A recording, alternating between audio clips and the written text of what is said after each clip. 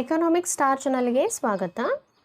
ಈಗಾಗಲೇ ಮೊದಲನೆಯ ಒಂದು ವಿಡಿಯೋದಲ್ಲಿ ನಾವು 2020ರ ಕೆಸೆಟ್ ಪ್ರಶ್ನೆ ಪತ್ರಿಕೆಯ 20 ಪ್ರಶ್ನೋತ್ತರಗಳನ್ನು ತಿಳಿದುಕೊಂಡಿದ್ದೇವೆ. ಈ ಒಂದು ವಿಡಿಯೋದಲ್ಲಿ ಮುಂದುವರೆದ ಭಾಗವಾಗಿ 21ನೇ ಪ್ರಶ್ನೆಯಿಂದ ಉಳಿದ ಪ್ರಶ್ನೋತ್ತರಗಳನ್ನು ತಿಳಿದುಕೊಳ್ಳೋಣ. ಯಾರಾದರೂ ಆ ಒಂದು ಪ್ರಶ್ನೋತ್ತರಗಳನ್ನು ನೋಡಿಲ್ಲ ಅಂದರೆ ಡಿಸ್ಕ್ರಿಪ್ಷನ್ನಲ್ಲಿ ಅದರ ಲಿಂಕನ್ನು ಕೊಟ್ಟಿರ್ತೀನಿ, ಅದನ್ನು ನೋಡ್ಬೋದು. ಓಕೆ, ಸೊ ಉಳಿದ ಪ್ರಶ್ನೋತ್ತರಗಳನ್ನು ಈಗ ಪ್ರಾರಂಭಿಸೋಣ. 21ನೆಯ ಪ್ರಶ್ನೆ, ವಿಶೇಷ ಶಿಕ್ಷಣ ಕೋರ್ಸುಗಳು ಈ ಮಂಡಳಿಯ ನಿಯಂತ್ರಣಕ್ಕೊಳಪಟ್ಟಿವೆ. ಆಪ್ಷನ್ ಎ ಭಾರತೀಯ ವಿಶೇಷ ಶಿಕ್ಷಣ ಮಂಡಳಿ, ಆಪ್ಷನ್ ಬಿ ಭಾರತೀಯ ಪುನರ್ವಸತಿ ಮಂಡಳಿ, ಆಪ್ಷನ್ ಸಿ ರಾಷ್ಟ್ರೀಯ ಶಿಕ್ಷಕ ಶಿಕ್ಷಣ ಮಂಡಳಿ, ಆಪ್ಷನ್ ಡಿ ಭಾರತೀಯ ವೈದ್ಯಕೀಯ ಮಂಡಳಿ. ಸೊ ಇಲ್ಲಿ ಸರಿಯಾದ ಉತ್ತರ ಭಾರತೀಯ ಪುನರ್ವಸತಿ ಮಂಡಳಿ. ಇನ್ನು 22ನೆಯ ಪ್ರಶ್ನೆ, ಗಣಕಯಂತ್ರಗಳನ್ನು ಉಪಯೋಗಿಸುವ ಕೌಶಲ್ಯಗಳಲ್ಲಿ ನಗರ ಪ್ರದೇಶದ ಮತ್ತು ಗ್ರಾಮೀಣ ಶಿಕ್ಷಕರ ನಡುವಿನ ಅಂತರವನ್ನು ತೊಡೆದುಹಾಕಲು ಸರ್ಕಾರ ಪರಿಚಯಿಸಿದ ಯೋಜನೆ. ಈ ಒಂದು ಪ್ರಶ್ನೆಗೆ ಆಪ್ಷನಲ್ಲಿ ಉತ್ತರವನ್ನು ಕೊಟ್ಟಿರುವುದಿಲ್ಲ, ಅಂದರೆ ಇಲ್ಲಿರುವಂಥ 4 ಆಪ್ಷನ್ಗಳು ಆ ಒಂದು ಪ್ರಶ್ನೆಗೆ ಉತ್ತರ ಆಗಿರುವುದಿಲ್ಲ. ಮುಂದಿನ ಒಂದು ಪ್ರಶ್ನೆ, 23ನೆಯ ಪ್ರಶ್ನೆ, ಜ್ಞಾನ ವಿಜ್ಞಾನ ವಿಮುಕ್ತಯೇ ಎಂಬ ಧ್ಯೇಯ ವಾಕ್ಯ ಹೊಂದಿದ ಸಂಸ್ಥೆ. Option A IGNOU, option B ಜನವಿಜ್ಞಾನ ಆಯೋಗ, ಆಪ್ಷನ್ ಸಿ ಮೈಸೂರು ವಿಶ್ವವಿದ್ಯಾಲಯ, ಆಪ್ಷನ್ ಡಿ UGC. ಸರಿಯಾದ ಉತ್ತರ ಆಪ್ಷನ್ ಡಿ UGC. ಪ್ರಶ್ನೆ 24, ಕೇಂದ್ರ ಸರ್ಕಾರ 1989ನೇ ಇಸ್ವಿಯಲ್ಲಿ ಆರಂಭಿಸಿದ ಮಹಿಳಾ ಸಬಲೀಕರಣ ಕಾರ್ಯಕ್ರಮದ ಹೆಸರು. ಆಪ್ಷನ್ ಎ ಮಹಿಳಾ ಕಲ್ಯಾಣ, ಆಪ್ಷನ್ ಬಿ ಮಹಿಳಾ ಸಮಾಖ್ಯ, ಆಪ್ಷನ್ ಸಿ ಮಹಿಳಾ ಜಾಗೃತಿ, ಆಪ್ಷನ್ ಡಿ ಮಹಿಳಾ ಆಂದೋಲನ. ಸರಿಯಾದ ಉತ್ತರ ಮಹಿಳಾ ಸಮಾಖ್ಯ. 25ನೆಯ ಪ್ರಶ್ನೆ, ಕೆಳಗಿನವುಗಳನ್ನು ಸರಿ ಹೊಂದಿಸಿ. ಸೊ ಇಲ್ಲಿ ABCD ಅಂಥೇಳಿ ಪ್ರಶ್ನೆಗಳನ್ನು ಹೊಂದಿಸಿ ಬರೆಯಿರಿ ಅಂಥೇಳಿ ನೀಡಲಾಗಿದೆ. ಇದಕ್ಕೆ ಸರಿಯಾದ ಉತ್ತರ ಯಾವುದು ಅಂದಾಗ ಆಪ್ಷನ್ ಎ ಆಗಿರುತ್ತೆ. ಅಂದರೆ ಸ್ಯಾಮ್ ಪಿತ್ರೋಡಾ ಸಮಿತಿ. ಆಪ್ಷನ್ ಎ ಸರಿಯಾದ ಉತ್ತರವಾಗಿದ್ದು, ಇದರಲ್ಲಿ ಎಗೆ ಸರಿಯಾದ ಉತ್ತರ ಯಾವುದು ಅಂದಾಗ 1500 ವಿಶ್ವವಿದ್ಯಾಲಯಗಳು. ಬಿ ಜ್ಞಾನಂ ಸಮಿತಿ. ಇದಕ್ಕೆ ಸರಿಯಾದ ಉತ್ತರ 4 ಉನ್ನತ ಶಿಕ್ಷಣ ಮತ್ತು ಸಂಶೋಧನೆಗಳ ರಾಷ್ಟ್ರೀಯ ಆಯೋಗ. ಸಿ ಯಶ್ಪಾಲ್ ಸಮಿತಿ. ಇದಕ್ಕೆ ಸರಿಯಾದ ಉತ್ತರ ಉನ್ನತ ಶಿಕ್ಷಣ ಮತ್ತು ಸಂಶೋಧನಾ ಆಯೋಗ. ಡಿ ಶರ್ಮಾ ಸಮಿತಿ. ಇದಕ್ಕೆ ಸರಿಯಾದ ಉತ್ತರ ಭಾರತೀಯ ವಿಜ್ಞಾನ ಶಿಕ್ಷಣ ಸಂಶೋಧನಾ ಸಂಸ್ಥೆ.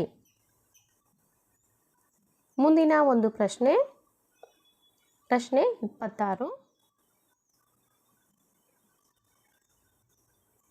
ಇವುಗಳಲ್ಲಿ ಯಾವುದು ಒಬ್ಬ ಶಿಕ್ಷಕನು ತನ್ನ ವಿದ್ಯಾರ್ಥಿಗಳೊಂದಿಗೆ ಸಂವಹನ ಮಾಡುವಲ್ಲಿ ಮಹತ್ವದ್ದಾಗಿದೆ. ಆಪ್ಷನ್ ಎ ಅನುಕಂಪ, ಆಪ್ಷನ್ ಬಿ ಸ್ವಾತ್ಮಾರೋಪ, ಆಪ್ಷನ್ ಸಿ ನಿರಾಸಕ್ತಿ, ಆಪ್ಷನ್ ಡಿ ವೈರತ್ವ. ಆಪ್ಷನ್ ಬಿ ಸರಿಯಾದ ಉತ್ತರವಾಗಿದ್ದು, ಸ್ವಾತ್ಮಾರೋಪ ಅಂದರೆ ಎಂಪತಿ ಅಂತ ಕರಿತೀವಿ. ಸೊ ಇದು ಒಬ್ಬ ಶಿಕ್ಷಕನು ತನ್ನ ವಿದ್ಯಾರ್ಥಿಗಳೊಂದಿಗೆ ಸಂವಹನ ಮಾಡುವಲ್ಲಿ ಮಹತ್ವದ್ದಾಗಿದೆ. 27ನೆಯ ಪ್ರಶ್ನೆ, ಅತ್ಯಂತ ಪರಿಣಾಮಕಾರಿಯಾದ ಬೋಧನಾ ವಿಧಾನವು ಯಾವುದು. ಆಪ್ಷನ್ ಎ ಶಿಕ್ಷಕ ಕೇಂದ್ರಿತ, ಆಪ್ಷನ್ ಬಿ ಮಾಹಿತಿ ಕೇಂದ್ರಿತ, ಆಪ್ಷನ್ ಸಿ ವಿದ್ಯಾರ್ಥಿ ಕೇಂದ್ರಿತ, ಆಪ್ಷನ್ ಡಿ ಪಠ್ಯ ಕೇಂದ್ರಿತ. ಸರಿಯಾದ ಉತ್ತರ ವಿದ್ಯಾರ್ಥಿ ಕೇಂದ್ರಿತ. ಪ್ರಶ್ನೆ 28, ಇವುಗಳಲ್ಲಿ ಯಾವುದನ್ನು ಬೋಧನಾ ಕೌಶಲ್ಯವು ಒಳಗೊಂಡಿರುವುದಿಲ್ಲ. ಆಪ್ಷನ್ ಎ ಕಪ್ಪು ಹಲಗೆಯ ಬರವಣಿಗೆ, ಆಪ್ಷನ್ ಬಿ ಪ್ರಶ್ನೆ ಕೇಳುವಿಕೆ, ಆಪ್ಷನ್ ಸಿ ವಿವರಣೆ ನೀಡುವಿಕೆ, ಆಪ್ಷನ್ ಡಿ ನೋಟ್ಸ್ ಬರೆಸುವಿಕೆ. ಸರಿಯಾದ ಉತ್ತರ ನೋಟ್ಸ್ ಬರೆಸುವಿಕೆ. ನೋಟ್ಸ್ ಬರೆಸುವಿಕೆಯು ಬೋಧನಾ ಕೌಶಲ್ಯವನ್ನು ಒಳಗೊಂಡಿರುವುದಿಲ್ಲ. ಮುಂದಿನ ಒಂದು ಪ್ರಶ್ನೆ 29. ಕಲಿಕೆಯ ಅತ್ಯಂತ ಸಮರ್ಪಕ ಉದ್ದೇಶವು? ಆಪ್ಷನ್ ಎ ಜ್ಞಾನವನ್ನು ಅಂತರ್ಗತಗೊಳಿಸುವುದು, ಆಪ್ಷನ್ ಬಿ ವರ್ತನೆಯ ಮಾರ್ಪಡಿಸುವಿಕೆ, ಆಪ್ಷನ್ ಸಿ ವೈಯಕ್ತಿಕ ಹೊಂದಾಣಿಕೆ, ಆಪ್ಷನ್ ಡಿ ಕೌಶಲ್ಯದ ಸಂಪಾದನೆ. ಸರಿಯಾದ ಉತ್ತರ ವರ್ತನೆಯ ಮಾರ್ಪಡಿಸುವಿಕೆ. ಮುಂದಿನ ಒಂದು ಪ್ರಶ್ನೆ, ಒಬ್ಬ ಶಿಕ್ಷಕನು ಪ್ರಶ್ನೆ ಕೇಳುವುದರಲ್ಲಿ ನಿರರ್ಗಳ ಎಂದು ಹೇಳಬೇಕಾದರೆ? ಆಪ್ಷನ್ ಎ ಅರ್ಥಪೂರ್ಣ ಪ್ರಶ್ನೆಗಳನ್ನು ಕೇಳಬೇಕು, ಆಪ್ಷನ್ ಬಿ ಎಷ್ಟು ಸಾಧ್ಯವೋ ಅಷ್ಟು ಪ್ರಶ್ನೆಗಳನ್ನು ಕೇಳಬೇಕು, ಆಪ್ಷನ್ ಸಿ ನಿಗದಿತ ಸಮಯದಲ್ಲಿ ಗರಿಷ್ಠ ಸಂಖ್ಯೆಯ ಪ್ರಶ್ನೆಗಳನ್ನು ಕೇಳಬೇಕು, ಆಪ್ಷನ್ ಡಿ ನಿಗದಿತ ಸಮಯದಲ್ಲಿ ಹೆಚ್ಚಿನ ಅರ್ಥಪೂರ್ಣ ಪ್ರಶ್ನೆಗಳನ್ನು ಕೇಳಬೇಕು. ಸರಿಯಾದ ಉತ್ತರ ಆಪ್ಷನ್ ಡಿ ನಿಗದಿತ ಸಮಯದಲ್ಲಿ ಹೆಚ್ಚಿನ ಅರ್ಥಪೂರ್ಣ ಪ್ರಶ್ನೆಗಳನ್ನು ಕೇಳಬೇಕು.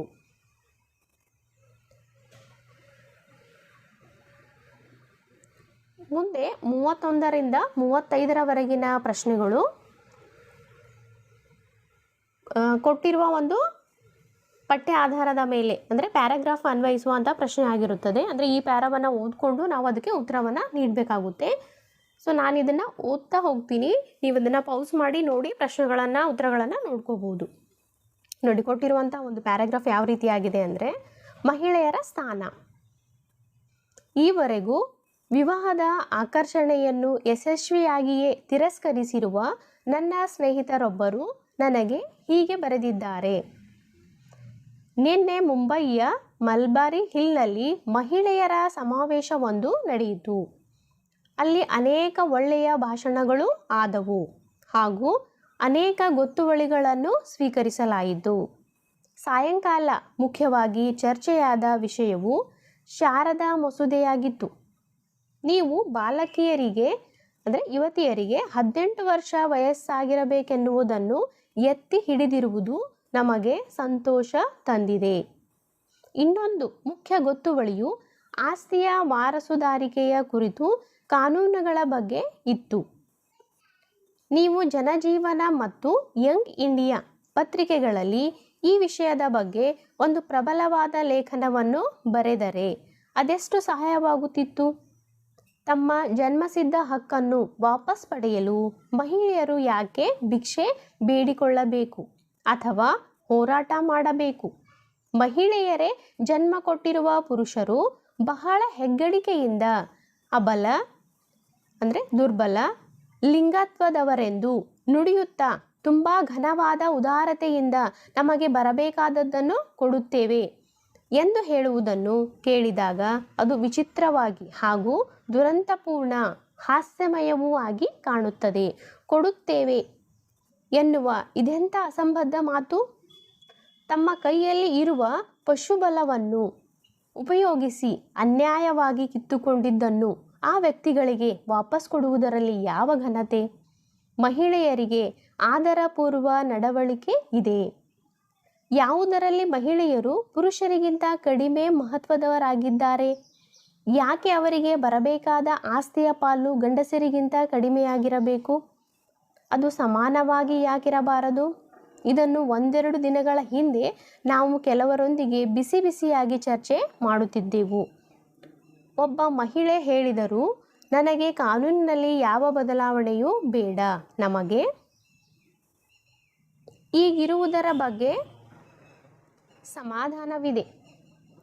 ಏನೇ ಇರಲಿ, ಮನೆಯ ಹೆಸರು ಹಾಗೂ ಸಂಪ್ರದಾಯಗಳನ್ನು ಮುಂದುವರೆಸುವವನು ಮಗನೇ ಆಗಿರುವುದರಿಂದ ಅವನಿಗೆ ಆಸ್ತಿಯಲ್ಲಿ ದೊಡ್ಡ ಪಾಲು ಹೋಗುವುದು ಸರಿಯೇ ಆಗಿದೆ. ಅವನೇ ಮನೆಯ ಆಧಾರ ಸ್ತಂಭವಾಗಿರುತ್ತಾನೆ. ಮತ್ತೆ ಮಗಳ ಬಗ್ಗೆ ಎಂದು ನಾವು ಕೇಳಿದೆವು. ಆಗ ಒಬ್ಬ ಉತ್ಸಾಹಿ ಯುವಕನು, ಓ, ಆ ಇನ್ನೊಬ್ಬನು ಅವಳನ್ನು ನೋಡಿಕೊಳ್ಳುತ್ತಾನೆ ಎಂದು ಹೇಳಿದನು. ಇದೇ ನೋಡಿ, ಆ ಇನ್ನೊಬ್ಬನು ಯಾವಾಗಲೂ ಇನ್ನೊಬ್ಬನದೇ ಮಾತು. ಆ ಇನ್ನೊಬ್ಬ ಎನ್ನುವುದೇ ಮೂರ್ಖತನದ ಮಾತು. ಆ ಇನ್ನೊಬ್ಬ ಯಾರಿರಬೇಕು? ಇನ್ನೊಬ್ಬ ಇದ್ದೇ ಇರುತ್ತಾನೆಂದು ಯಾಕೆ ಅಂದುಕೊಳ್ಳಬೇಕು? ಇವರು ಮಾತನಾಡುವುದನ್ನು ನೋಡಿದರೆ ಹುಡುಗಿಯು ಸರಕುಗಳ ಮೂಟೆ ಇಟ್ಟ ಹಾಗೆ. ತವರು ಮನೆಯಲ್ಲಿ ಅವಳ ಮದುವೆಯಾಗುವವರೆಗೆ ಹೇಗೋ ಅವಳನ್ನು ಸಹಿಸಿಕೊಂಡಿದ್ದು, ಆ ಇನ್ನೊಬ್ಬ ಬಂದ ಕೂಡಲೇ ಅವನಿಗೆ ಆರಾಮವಾಗಿ ಸದ್ಯ ಮುಗಿಯಿತು ಎನ್ನುವ ಹಾಗೆ ನಿಟ್ಟುಸಿರು ಬಿಟ್ಟು ಆ ವ್ಯಕ್ತಿಗೆ ಪರಾಭಾರೆ ಮಾಡಿಕೊಡುವುದೇ? ನಿಜ ಹೇಳಿ, ನೀವು ಹುಡುಗಿಯಾಗಿದ್ದರೆ ನಿಮಗೆ ಹುಚ್ಚು ಕೋಪ ಬರುತ್ತಿರಲಿಲ್ಲವೇ? ಪುರುಷರು ಮಹಿಳೆಯರಿಗೆ ಮಾಡುವ ಅನ್ಯಾಯಗಳನ್ನು ನೋಡಿ ಕೋಪ ಬರಲು ನಾನು ಹುಡುಗಿಯಾಗಿರಬೇಕಿಲ್ಲ. ಈ ಅನ್ಯಾಯಗಳಲ್ಲಿ ಆಸ್ತಿಯ ವಾರಸುದಾರಿಕೆಯು ಅತ್ಯಂತ ಕೀಳಾದದ್ದು ಎಂದು ಭಾವಿಸುತ್ತೇನೆ. ಶಾರದಾ ಮಸೂದೆಯು ಆಸ್ತಿ ವಾರಸುದಾರಿಕೆಗಿಂತಲೂ ಭೀಕರವಾದ ಕೆಡುಕಿನ ಬಗ್ಗೆ ಇದೆ. ಆದರೆ ನಾನು ಮಹಿಳೆಯರ ಹಕ್ಕುಗಳ ವಿಷಯದಲ್ಲಿ ಯಾವುದೇ ಸಮಜಾಯಿಷಿಗೆ ಸಿದ್ಧನಿಲ್ಲ. ನನ್ನ ಅಭಿಪ್ರಾಯದಲ್ಲಿ ಗಂಡಸರು ಅನುಭವಿಸಲಾರದ ಯಾವುದೇ ಕಾನೂನು ಸಂಬಂಧಿ ಬಾಧೆಯನ್ನು ಮಹಿಳೆಯರು ಅನುಭವಿಸಬಾರದು. ನಾನು ಹೆಣ್ಣು ಮಕ್ಕಳನ್ನು ಮತ್ತು ಗಂಡು ಮಕ್ಕಳನ್ನು ಪರಿಪೂರ್ಣ ಸಮಾನತೆಯ ಆಧಾರದ ಮೇಲೆ ನೋಡಬಯಸುತ್ತೇನೆ. ಮಹಿಳೆಯರಿಗೆ ತಮ್ಮ ಶಕ್ತಿ ಅರಿವು ಹೆಚ್ಚಾದ ಹಾಗೆ ಮತ್ತು ಇದು ಅವರಿಗೆ ದೊರೆಯುವ ಶಿಕ್ಷಣದಿಂದ ಇದು ಹೆಚ್ಚಾಗಲೇಬೇಕು. ಅವರು ಅನುಭವಿಸುತ್ತಿರುವ ವಿಪರೀತವಾದ ಅಸಮಾನತೆಗಳ ಬಗ್ಗೆ ಸಹಜವಾಗಿಯೇ ಅಸಹನೆ ತೋರಿಸಲು ಆರಂಭಿಸುತ್ತಾರೆ.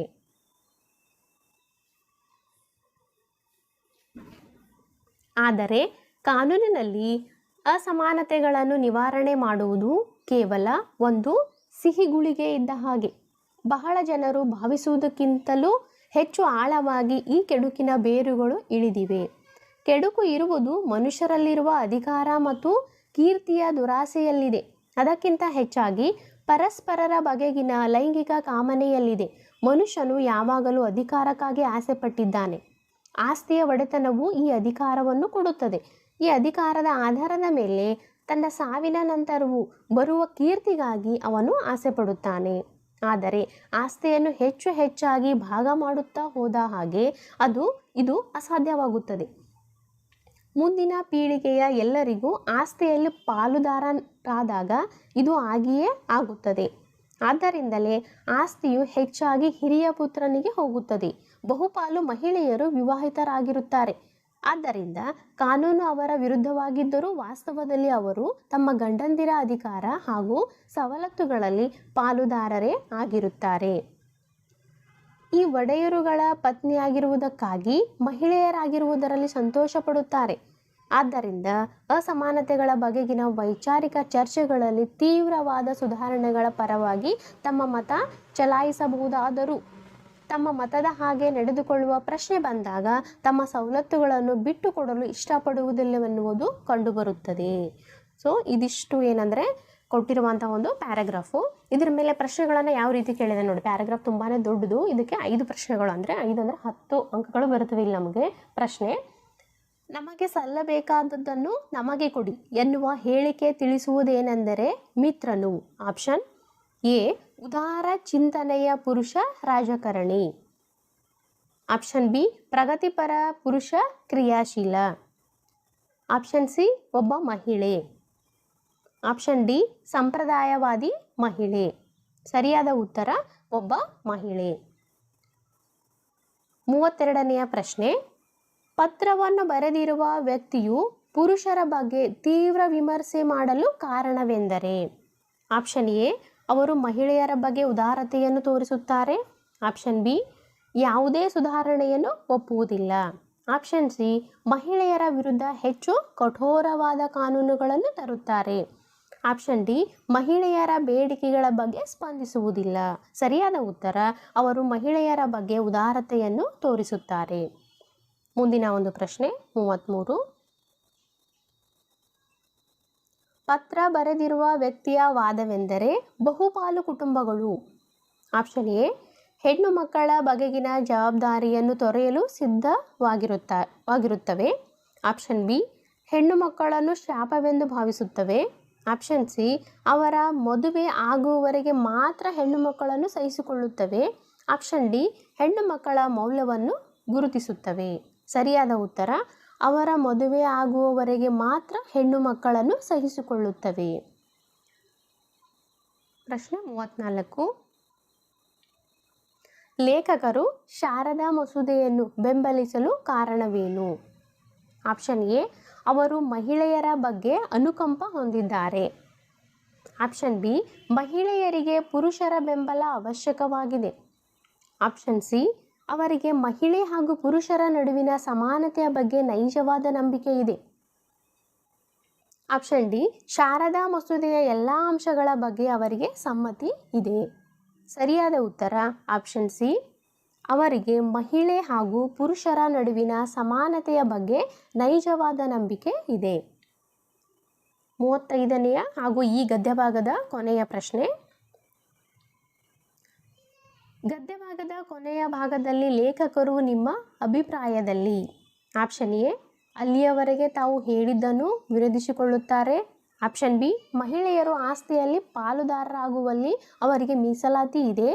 ಆಪ್ಷನ್ ಸಿ, ಅವರು ಎಲ್ಲರಲ್ಲಿ ದುರಾಸೆಯನ್ನು ವಿರೋಧಿಸುತ್ತಾರೆ. ಆಪ್ಷನ್ ಡಿ, ಶಾರದಾ ಮಸೂದೆಯನ್ನು ತಿರಸ್ಕರಿಸಲಿಕ್ಕಾಗಿ ತನಗಿರುವ ಮೀಸಲಾತಿಯನ್ನು ತಿಳಿಸುತ್ತಾನೆ.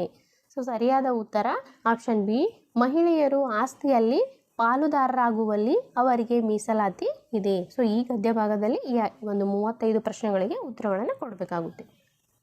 36ನೆಯ ಒಂದು ಪ್ರಶ್ನೆ.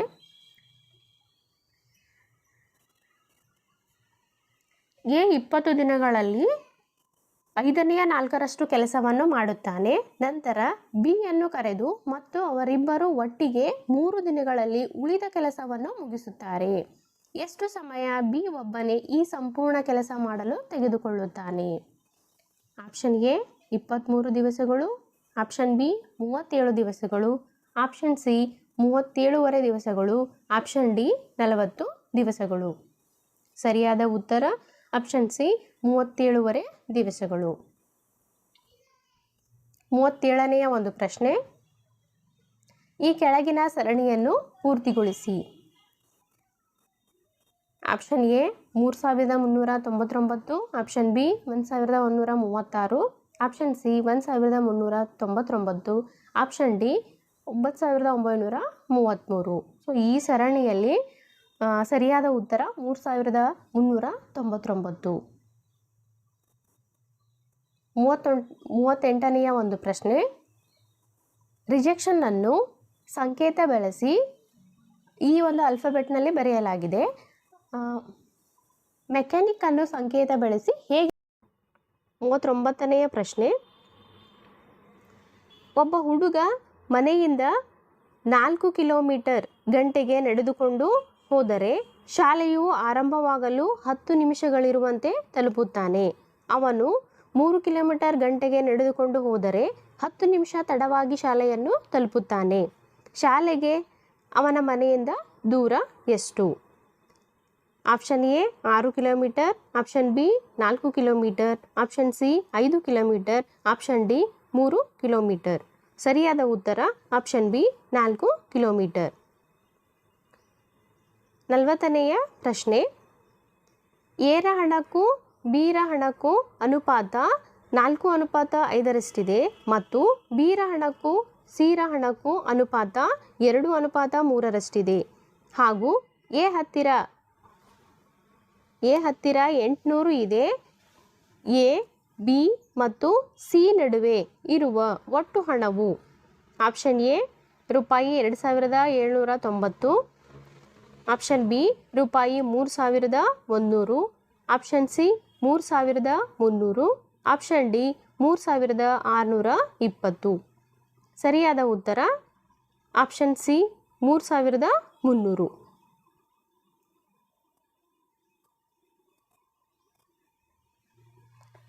ಪ್ರಶ್ನೆ 41ರಿಂದ 45 ಈ ಕೆಳಕಂಡ ದತ್ತಾಂಶಗಳನ್ನು ಆಧರಿಸಿದ ಪ್ರಶ್ನೆಗಳಾಗಿರುತ್ತವೆ.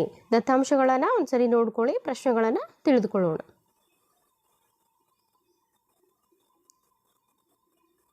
41ನೆಯ ಪ್ರಶ್ನೆ. ಭಾರತದಲ್ಲಿ ಹಂತ 3 ಮತ್ತು 4ರ ಸ್ತನ ಕ್ಯಾನ್ಸರ್ನಿಂದ ಬಳಲುತ್ತಿರುವವರು ಶೇಕಡ ಎಷ್ಟು? Option A 75%, option B 76%, option C 47%, option D 24%. ಸರಿಯಾದ ಉತ್ತರ ಆಪ್ಷನ್ ಬಿ 76%. 42ನೆಯ ಪ್ರಶ್ನೆ, ಅಮೆರಿಕಾದಲ್ಲಿನ ಹಂತ 3 ಮತ್ತು 4ರ ಕಾಯಿಲೆಗೆ ಹೋಲಿಸಿದರೆ ಹಂತ 0, 1 ಮತ್ತು 2ರ ಕಾಯಿಲೆಯವರು ಯಾವ ಅನುಪಾತದಲ್ಲಿರುತ್ತಾರೆ? 1:9, option B 1:8, option C 9:1, option D 8:1. ಸರಿಯಾದ ಉತ್ತರ ಆಪ್ಷನ್ ಎ 1:9. 43ನೆಯ ಪ್ರಶ್ನೆ, 2012ರಲ್ಲಿ ಭಾರತದಲ್ಲಿ ಶೇಕಡ 27 ಮಹಿಳೆಯರಲ್ಲಿ ಸ್ತನ ಕ್ಯಾನ್ಸರ್ ಕಂಡುಬಂದಲ್ಲಿ ಒಟ್ಟು ಎಷ್ಟು ಮಹಿಳೆಯರು ಸ್ತನ ಕ್ಯಾನ್ಸರ್ನಿಂದ ಬಳಲುತ್ತಿದ್ದಾರೆ? Option A 1,48,200, option B 1,45,112, option C 1,46,288, option D 1,47,564. ಸರಿಯಾದ ಉತ್ತರ ಆಪ್ಷನ್ ಬಿ 1,45,112. 44ನೆಯ ಪ್ರಶ್ನೆ, 2012ರಲ್ಲಿ ಭಾರತದಲ್ಲಿ ಹಂತ 1ರ ಸ್ತನ ಕ್ಯಾನ್ಸರ್ ರೋಗಿಗಳ ಒಟ್ಟು ಸಂಖ್ಯೆ ಎಷ್ಟು? ಕೊಟ್ಟಿರುವ ದತ್ತಾಂಶದ ಪ್ರಕಾರ. Option A 1,451, option B 1,482, option C 1,461, option D 1,475. ಸರಿಯಾದ ಉತ್ತರ 1,451. 45ನೆಯ ಪ್ರಶ್ನೆ,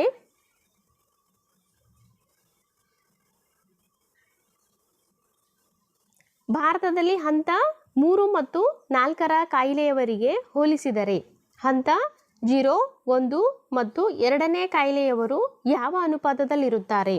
option A 0.35, option B 0.34, option C 0.31, option D 0.28. ಸರಿಯಾದ ಉತ್ತರ 0.31. ಇಲ್ಲಿವರೆಗೆ 41ರಿಂದ 45ರವರೆಗೆ ಈ ಒಂದು ದತ್ತಾಂಶವನ್ನು ಆಧರಿಸಿದ ಪ್ರಶ್ನೋತ್ತರಗಳು. ಇವು ಪ್ರತಿಶತದ ಆಧಾರದ ಮೇಲೆ ಕೊಟ್ಟಿರುವಂಥ ಪ್ರಶ್ನೋತ್ತರಗಳು. ದತ್ತಾಂಶವನ್ನು ನೋಡಿಕೊಂಡು ಈ ಪ್ರಶ್ನೆಗಳಿಗೆ ಉತ್ತರವನ್ನು ಕಂಡುಹಿಡಿಯುವಂಥ ಒಂದು ಪ್ರಯತ್ನವನ್ನು ಮಾಡಬೇಕು.